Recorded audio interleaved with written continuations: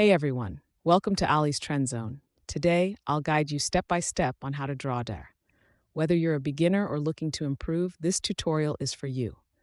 Grab your pencil, tablet, or materials, and let's dive in. First, let's start with some basic shapes, the building blocks of your drawing. Whether it's a circle, square, or triangle, these shapes form the foundation. Begin by gently sketching them on your paper, keeping your lines light and soft for easy adjustments.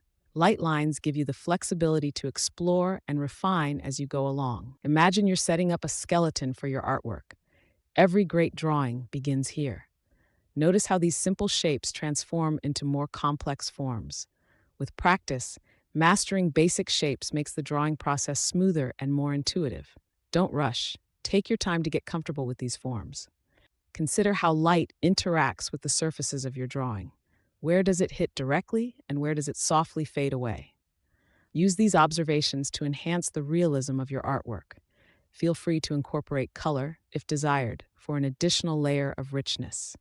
Your feedback is invaluable as we explore new art adventures together.